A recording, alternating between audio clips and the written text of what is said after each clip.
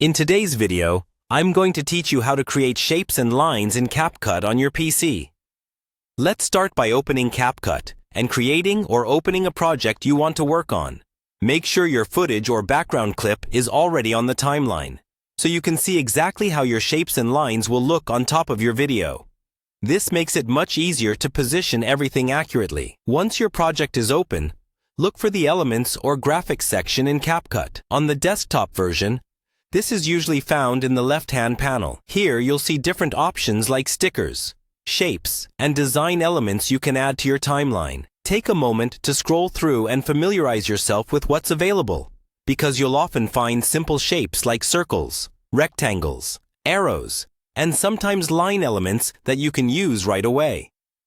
To add a shape, click on the one you want and it will appear on your preview screen as well as on the timeline as a new layer. If it doesn't land exactly where you want it, don't worry. You can click and drag the shape directly on the preview window to move it around, and use the handles on the corners to resize or rotate it.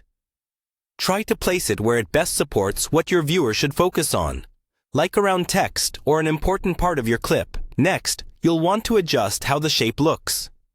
With the shape selected, check the right-hand side or the Properties panel. Here you can usually change the color, border, or stroke, thickness, opacity, and sometimes even add a shadow. If you want a solid shape, increase the fill opacity. If you want more of an outline, lower the fill and increase the stroke thickness. This is great for callouts or highlights that don't cover too much of your video. To create lines, you have a couple of options. If CapCut offers a dedicated line element, you can drag that in and simply stretch it to the length you need, rotating it for diagonal lines. If there isn't a line tool, you can use a very thin rectangle shape instead.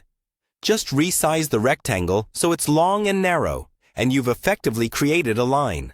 Adjust the color and thickness so it stands out but doesn't distract from the main content. Finally, adjust the timing of your shapes and lines on the timeline. Trim or extend the layer so the shape only appears when you need it.